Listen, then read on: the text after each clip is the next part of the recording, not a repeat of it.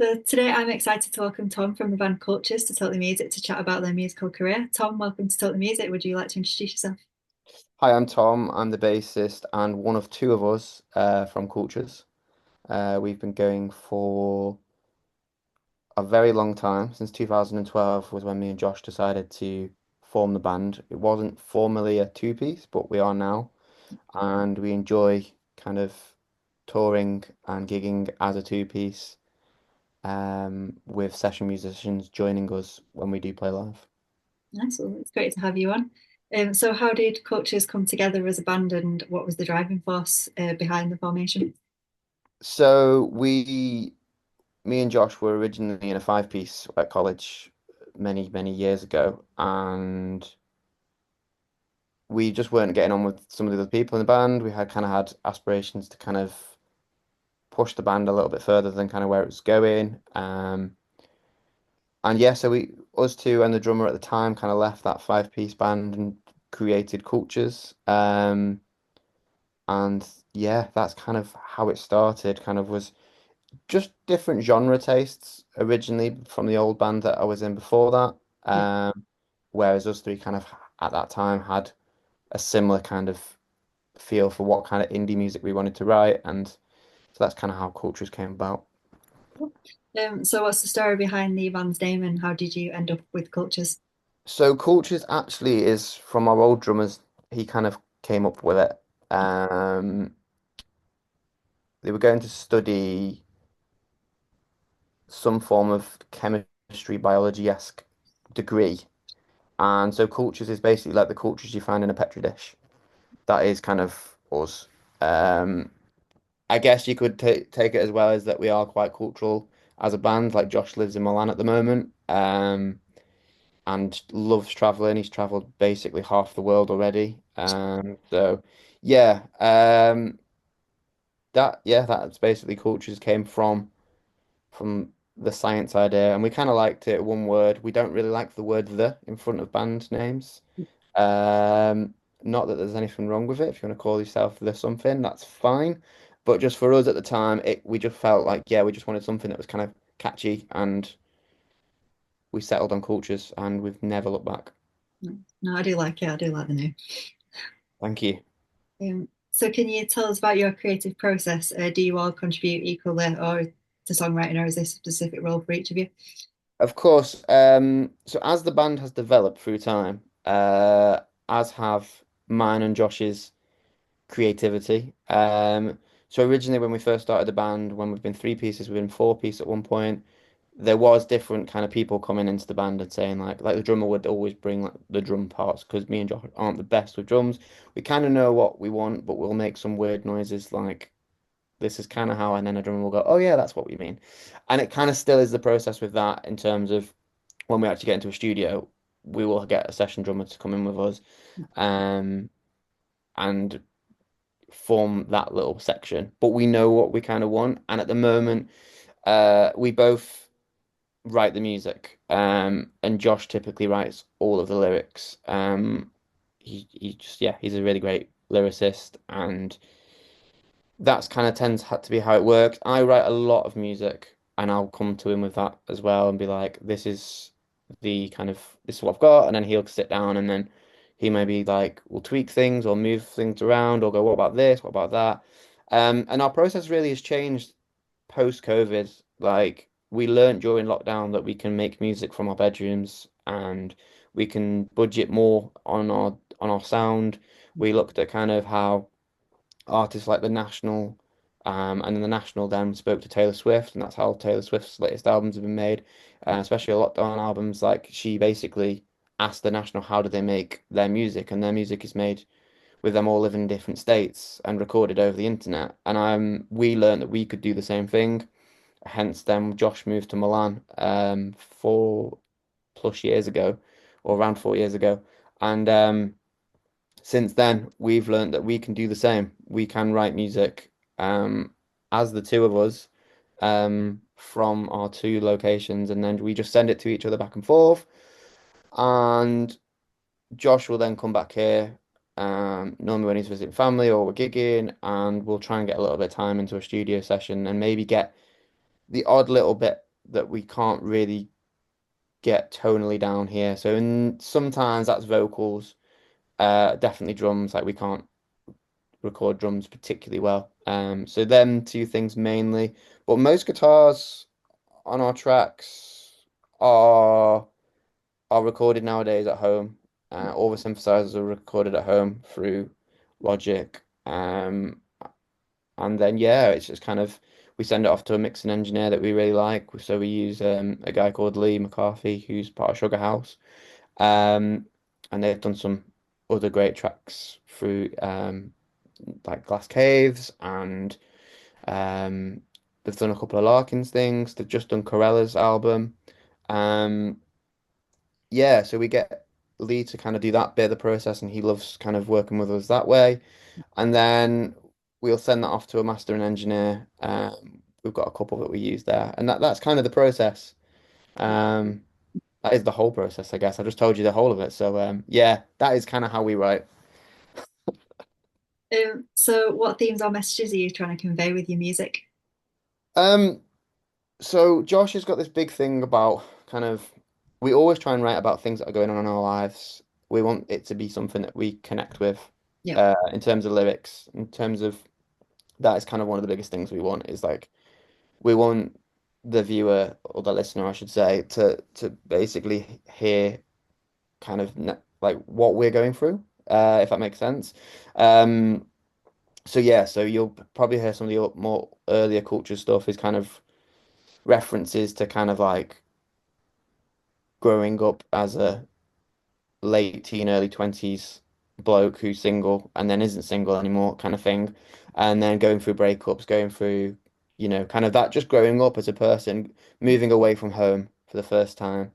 Um, all the things that everyone does, through their lives is kind of like leaving home for the first time. That's like, for example, that's away from us. Um, I'm not alone. There's a lyric in that that's England's green grass, and that was basically when Josh was flying back from one of his many trips. It might have been when he lived in Spain for a very short period of time, or it might have been when he was traveling.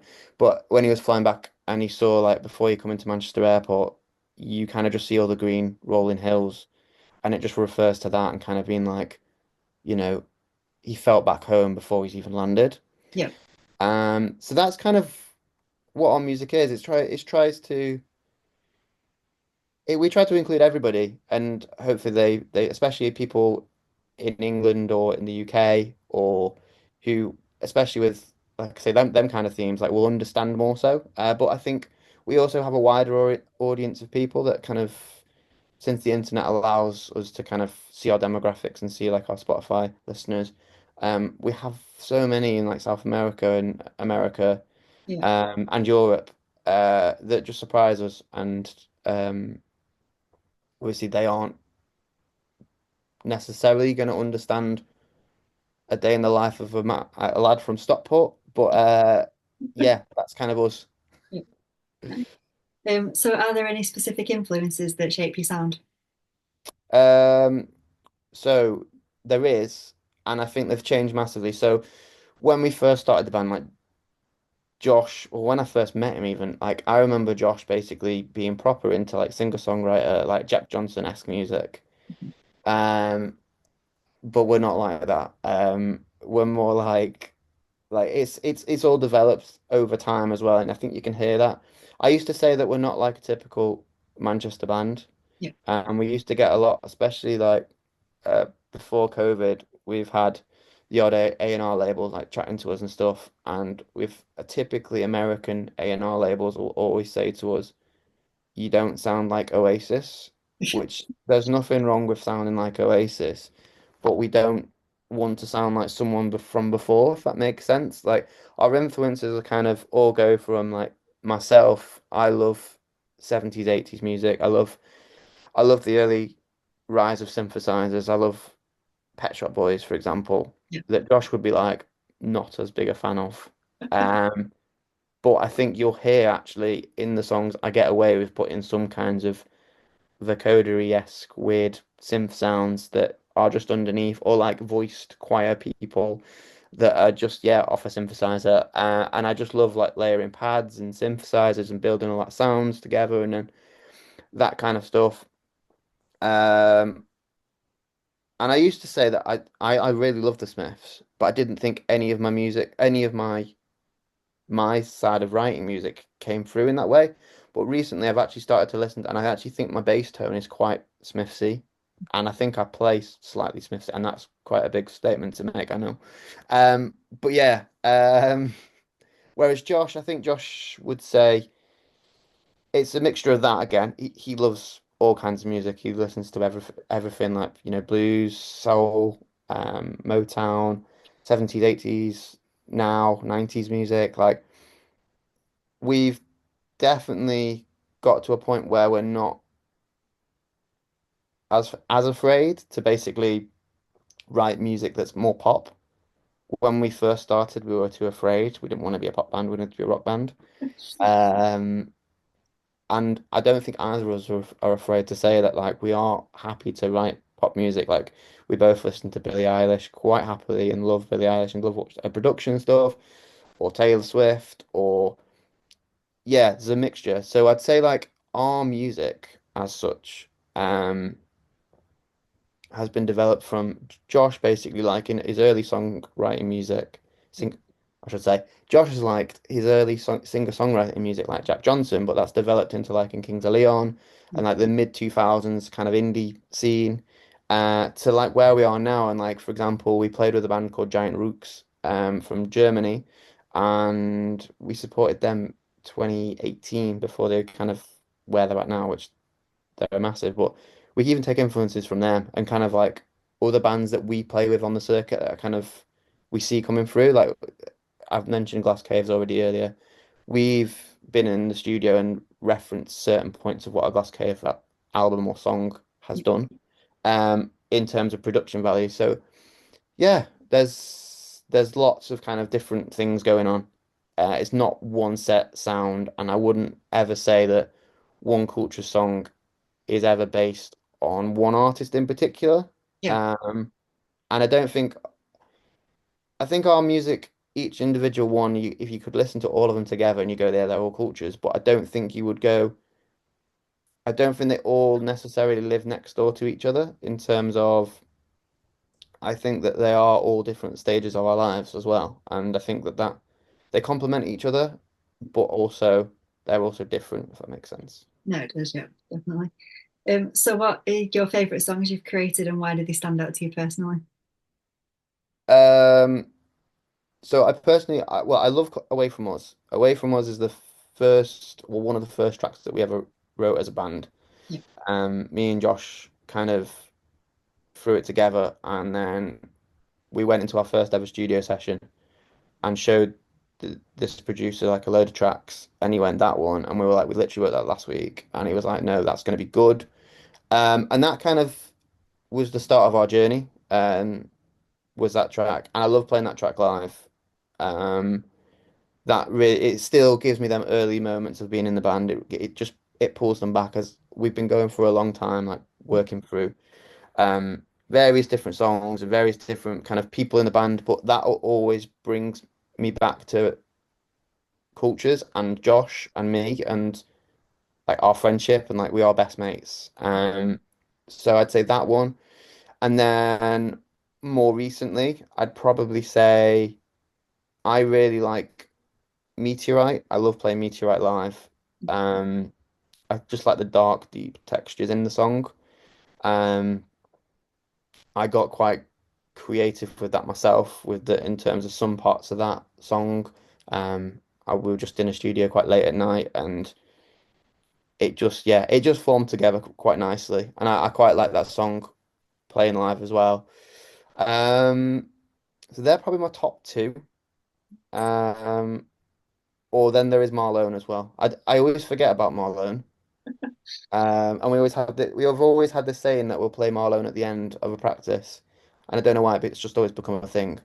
But then it seems to like we always forget about it, so we're writing it down in set list, and we're like, oh Marlone, and then like yeah, we finish. We don't always finish on that song. It's literally our set list has moved around so much over the years, but yeah, probably Marlone as well because that's one. It's a fun song to listen to. Yeah. It's really upbeat, and I also think it's a really good song to play live. So what's your most memorable live show you've played and what made it special? Um, my I've ha- I've had a few. We've played a few really good shows. Me personally, I'd say there's two highlights. We played a show before lockdown in 2019 at Deaf Institute. Oh, nice. That was about 20. It was our headline show, about 20 people off full capacity. Okay. It was rammed. It was amazing. It was the first time, or one of the first times ever, where there was a large proportion of the crowd that we didn't know, and they were singing our songs, and Nice. it was just the feeling of, is this how it feels? Like I've watched so many bands, I've been to so many gigs. I've always thought, what does that feel like? And we've had obviously the odd fan come to our gigs, and you see them singing along, and it's really nice. But like going back to, like, for example, Away From Us, and this Talk to Me as well, which kind of has like a whoa section in it, and having that whole crowd kind of throwing that back at you is, yeah, it's breathtaking to kind of to hear. Um, and like we could really hear it. Like we all play with in-ear monitors, so you can't really hear the crowd that much Yeah. unless they're really loud. But we could hear that, and it was just, yeah, that was beautiful. And then the other moment is probably after COVID. It was the last show before my dad passed away. We played Breadshed. And I just remember it was an amazing show. Like it's the only time we've ever played with guitar techs, and like we had our own like technicians and everything. And it was really great. Like we walked on stage, we played the set, it was amazing. And like I just remember coming off stage and giving my dad like the biggest hug ever. And like, yeah, for me personally, like I'm always gonna cherish that moment in my life. Um, yeah, probably our biggest fan. Like he used to drive us around everywhere. So yeah, it was one of them. It's always stuck in my mind. So they're probably like my top two. Um, that are my all-time favorites. I think Josh would agree that I think our Deaf Institute gig, in terms of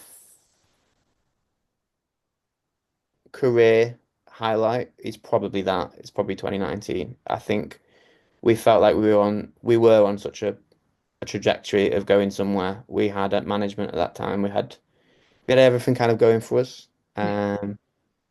And obviously I know so many bands were affected by COVID, and unfortunately we were one of them as well.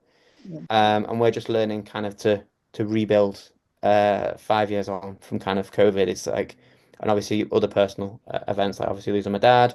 So it really stopped us kind of growing. But we're back now, kind of writing music, Yeah. recording, and yeah, we can't wait to get back on stage. Nice. So if you could perform anywhere in the world, where would it be and why? I loved this question, by the way. Um, Where would it be? So, I would love personally to go to Japan and play in Japan. I think that would be insane. I think it would be amazing. I think maybe like I've seen like loads of bands going to South America, and the South American fan base looks absolutely amazing. Like we have a pretty decent following over there. Not good enough at the moment to kind of like justify a flight with a drum kit and amps to go over there. But like that looks great. And I would also like to go play Nashville. I think Nashville and Coachella Yeah. would be like, yeah, of course. Like they are the dreams. Um, yeah. But then I could flip that question onto where would I like be satisfied in terms of playing? And if I ever played Manchester at O2 Apollo, I think I actually could retire from music. Because like I worked there for 5 years as a student. I saw my first gig there. Yeah. Um, Josh loves that venue too, and we both said like if we played that, like we wouldn't stop making music, but like it'd be like career highlight, and also like yeah, we've done it kind of thing. Like we just love that place. So finally, what's next for you? What is next for Cultures? We are going to be playing our Manchester home show on the 22nd of March, um, which there are still some tickets available. It's already half sold out.